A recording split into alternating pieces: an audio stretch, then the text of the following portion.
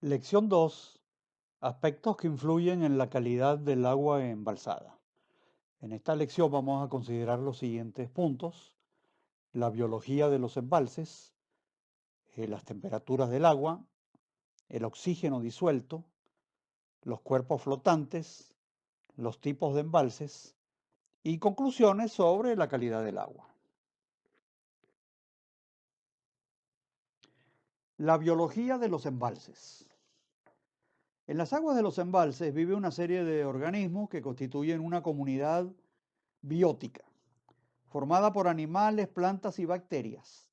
Esa comunidad biótica y el agua dulce en la cual se desarrolla se interaccionan entre sí o se interrelacionan entre sí o interactúan entre sí, formando un ecosistema. En esa comunidad biótica pueden distinguirse claramente dos tipos de organismos de acuerdo a las funciones que desempeñan. En primer lugar están los productores fotosintéticos o plantas verdes, que son capaces de autoalimentarse utilizando la clorofila para crear sustancias orgánicas y que son el inicio de la cadena alimenticia del ecosistema. Estos organismos se denominan autótrofos. En segundo lugar están los heterótrofos, que obtienen la energía de compuestos orgánicos previamente sintetizados por los anteriores, es decir, por los productores o autótrofos. En la parte superior de los embalses se desarrolla una comunidad biótica que se denomina el plancton. Este plancton se subdivide a su vez en fitoplancton y zooplancton, estando el primero formado por microorganismos fotosintéticos vegetales y el segundo por diminutos animales. El fitoplancton está constituido principalmente por algas entre las que suele predominar las unicelulares y las diatomeas. Las algas pueden causar problemas en los filtros de las plantas de tratamiento, ya que los obstruyen si no están precedidos de floculadores y sedimentadores. Esto lo podrán ver ustedes en mayor detalle cuando vean el tema de las plantas de tratamiento a lo largo de este curso. Las algas también pueden causar malos olores y sabores al agua y hasta pueden segregar sustancias tóxicas. En general, este fitoplancton se desarrolla en la parte superior del embalse, que se conoce como zona eufótica, tal como pueden ver allí en la figura que se está mostrando en este momento. Ya a una cierta profundidad del embalse, el fitoplancton cesa y a medida que nos profundizamos en el embalse, predominan otro tipo de organismos, entre ellos las bacterias anaeróbicas, las cuales se incrementan notablemente cerca del fondo del lago.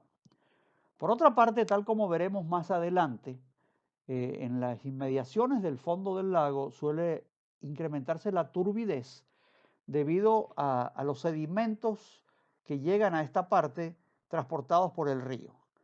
Por lo tanto, aquí ya podemos sacar una primera aproximación a lo que a nosotros nos interesa desde el punto de vista práctico, ¿no? Cerca de la superficie del embalse, hasta donde inciden los rayos solares, hasta donde penetra la luz, no es la mejor forma, no es la mejor zona donde captar el agua para el consumo humano, por esta presencia de abundante fitoplancton, algas, microorganismos, etcétera, ¿no?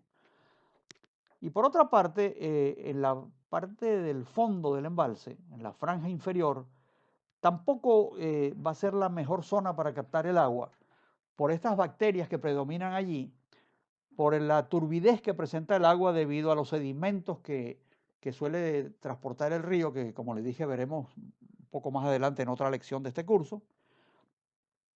Y por otra serie de aspectos, también hay sustancias químicas que no vamos a entrar en ese detalle, hay a veces pesticidas, fertilizantes, etcétera, provenientes de la cuenca donde puede haber riego, etcétera, ¿no?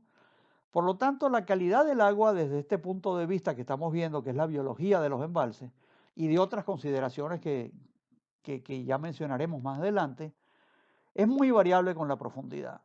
En primer lugar, se podría sacar una conclusión que pareciera, o vamos a ver que sí es así, que donde se capta la mejor calidad de agua desde el punto de vista del consumo humano, en general, salvo casos particulares, es en el límite justamente un poquito por debajo y un poquito por arriba de la zona eufótica. Es decir, donde está el límite de la penetración de la luz en el agua.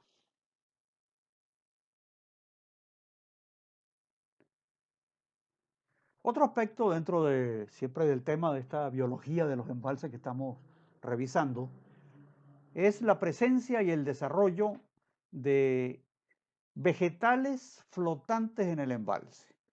Hay algunos embalses, sobre todo en las zonas tropicales, que se suelen cubrir en partes importantes de su superficie con estos vegetales. En este caso, que es relativamente común en Venezuela, es con una especie que se conoce como el lirio acuático, popularmente se identifica como bora, que tienen un gran desarrollo en muchos embalses debido a diferentes factores. Esta bora o este lirio acuático no es que tenga sus raíces en el fondo, sino que está flotando en la superficie del embalse y puede tener unos espesores considerables del orden de varios centímetros, decenas de centímetros, incluso se ha dicho que hasta pudieran llegar al orden de 1 metro de espesor. El problema con este lirio acuático es que, aparte de que representa un problema para las tomas de agua, sobre todo si esas tomas son muy superficiales, es que evapotranspira una cantidad sustancial del agua del embalse, muy superior a la evaporación normal que tendría la superficie del agua por el efecto simplemente de los rayos solares. Entonces, estos vegetales flotando en el embalse son un inconveniente a veces importante, tapan las rejas de las tomas cuando están muy superficiales, y a la vez desarrollan también una cantidad de microorganismos, pequeños caracolitos, larvas, etcétera, que no son nada convenientes para la calidad del agua. Las temperaturas del agua embalsada. Los océanos, lagos y embalses ganan y pierden calor principalmente por su superficie. Los cambios a través del fondo son o suelen ser despreciables.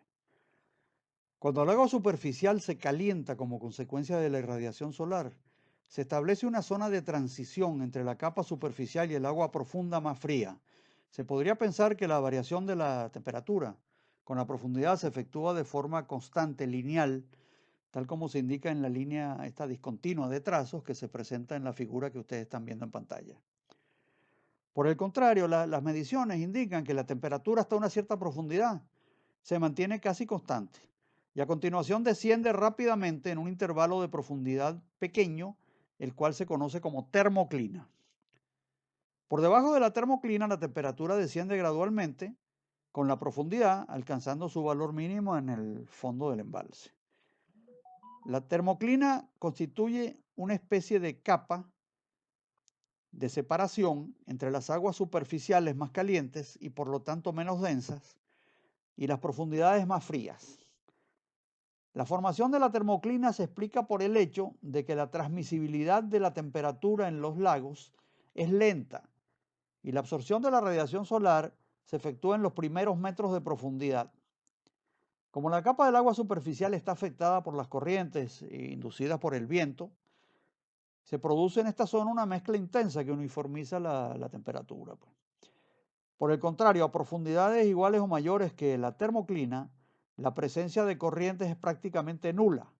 Por lo tanto, no existe el proceso de mezcla con las aguas superficiales.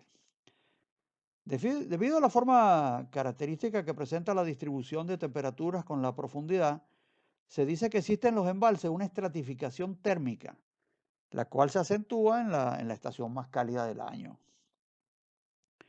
La zona superficial de temperatura aproximadamente constante se denomina epilimnion.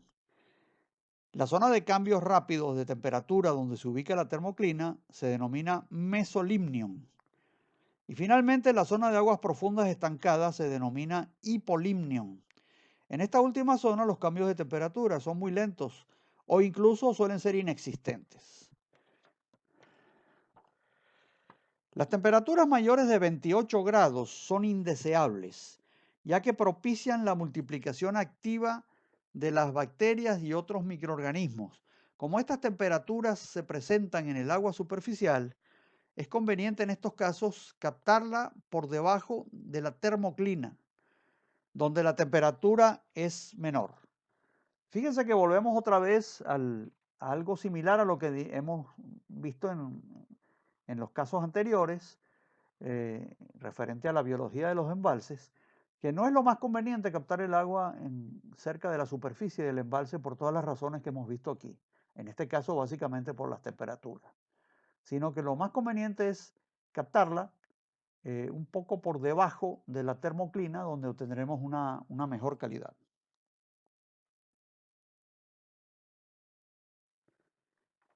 Oxígeno disuelto. Los gases que se encuentran disueltos en las aguas embalsadas son generalmente el oxígeno y el anhídrido carbónico. Aparte de eso, hay otros gases, como por ejemplo el ácido sulfídrico y el nitrógeno, etcétera, ¿no? El oxígeno se absorbe a través de la superficie de la masa de agua en contacto con la atmósfera. Es por esto que su concentración es máxima cerca de la superficie y disminuye con la profundidad. En la figura que están viendo actualmente en pantalla se presenta un caso particular, que es la variación de la concentración de oxígeno con la profundidad en el caso del embalse Lagartijo, que es uno de los embalses que abastecen de agua potable a la zona metropolitana de Caracas. La presencia de microorganismos en el agua puede ser vista de acuerdo a un parámetro que se llama la demanda bioquímica de oxígeno, DBO. Este índice, este parámetro, permite conocer la cantidad de microorganismos vivos en base al consumo de oxígeno necesario para su metabolismo. Por lo tanto, las aguas que sean pobres en oxígeno pueden ser un índice de polución. El anhídrido carbónico, que también existe en los embalses, se produce como resultado de la descomposición de la materia orgánica o del metabolismo de los organismos que viven en las aguas superficiales. En general, a medida que el anhídrido carbónico, CO2, aumenta, el oxígeno disminuye. Un alto contenido de anhídrido carbónico puede ser indicio de actividad biológica. En la zona expuesta a los rayos solares, el anhídrido carbónico estimula el crecimiento de las algas, lo que puede dar olores y sabores desagradables al agua captada en esta zona. Cuerpos flotantes. En la superficie de los embalses suelen estar presentes cuerpos flotantes de diversos tipos, principalmente basura, por lo que hemos llamado en general productos industriales desechados para darle un carácter más general, compuestos por latas, plásticos, botellas, etcétera, tal como lo pueden ver allí en estas imágenes de estas presas. Otros cuerpos flotantes que suelen aparecer en los embalses son troncos y ramas, como se ve allí. Esto es un indicio, ya cuando un embalse tiene algunos años en funcionamiento y aparecen súbitamente troncos flotando en grandes cantidades, de que algo está pasando en la cuenca y que se está deforestando. Por lo tanto, es necesario investigarlo. Por estas razones, no es conveniente captar el agua en la superficie del embalse. Y es importante que el agua se capte a varios metros de profundidad por debajo de ella.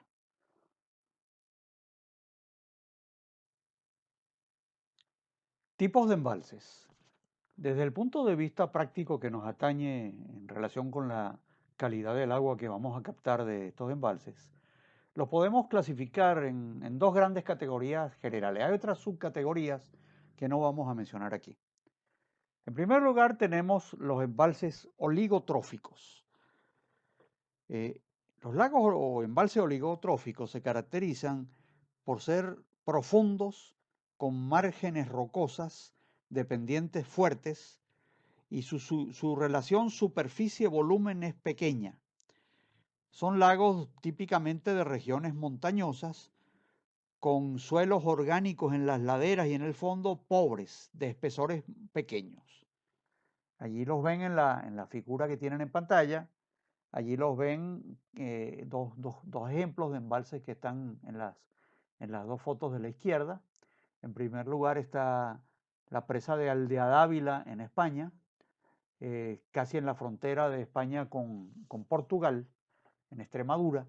Y observen las laderas rocosas con prácticamente sin cobertura de suelo, sino la roca aflorando y sin vegetación de ningún tipo, una mínima vegetación, ¿no? O sea, son embalses de muy poca superficie expuesta y de muy gran profundidad. Esta presa tiene alrededor de unos 150 metros de profundidad, ¿no?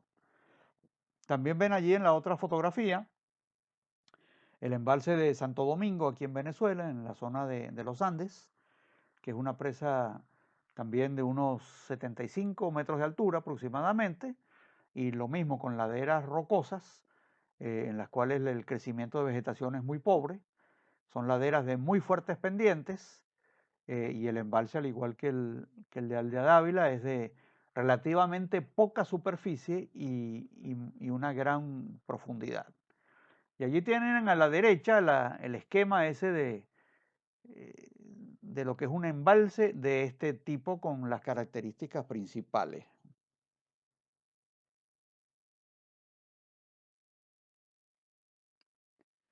Dentro de esta clasificación general de los embalses, el segundo tipo es lo que se conoce como embalses eutróficos. Se caracterizan porque sus aguas tienen un alto contenido de vegetales, de vegetación, de materia orgánica vegetal, y un mayor número de especies que en los otros tipos de embalses. Su superficie es grande en general en comparación con la profundidad, lo que significa una relación superficie-volumen grande. Las orillas tienen pendientes suaves con abundante vegetación y son de carácter de suelo, terrosos, pues. Generalmente no hay afloramientos de roca, lo que permite ese crecimiento de la vegetación, tan como ven en estas imágenes, ¿no? En general, este tipo de lago corresponde a los embalses de llanura, los cuales son abundantes en Venezuela, en la zona de los llanos, en la cuenca de Lunare, en las zonas básicamente de Guárico y Anzoátegui. Si consideramos también que estos embalses, en el caso de Venezuela, están ubicados en una zona tropical, en la que la penetración de la totalidad, a la totalidad o casi totalidad de la profundidad por parte de los rayos solares se produce, tendremos como resultado una mayor biomasa, un desarrollo mayor de esta biomasa en estas zonas, lo que aumentará la necesidad de captar el agua a niveles óptimos de calidad para reducir los costos de tratamiento. Estos embalses, desde el punto de vista de la calidad del agua, que es lo que los atañe, son los más objetables, por este hecho que hemos mencionado, de que los rayos solares penetran prácticamente hasta la profundidad total del embalse. Hay un gran, intenso desarrollo de biomasa y por lo tanto es difícil captar el agua a una profundidad más conveniente. Y eso implica de que en la medida de lo posible se construyan tomas a distintos niveles para tratar de, en la medida de lo posible, captar el agua a la mejor calidad que se pueda. En este esquema de la parte superior se ve lo que representa, lo que es un embalse de este tipo, un embalse eutrófico. Observen que la vegetación incluso puede crecer por debajo del agua, porque los rayos solares inciden en parte, casi toda la totalidad de los estribos de las laderas del embalse. En el fondo se suelen acumular unos lodos orgánicos, oxígeno escaso, abundante fósforo y nitrógeno. Y en la parte inferior hay un ejemplo concreto que es una presa de unos 10 metros de altura que se construyó en la zona del Choco. Esta presa se llama el Choco 10. La zona del Choco es en los alrededores del Callao, en el estado Bolívar, para el abastecimiento de una empresa minera de la zona.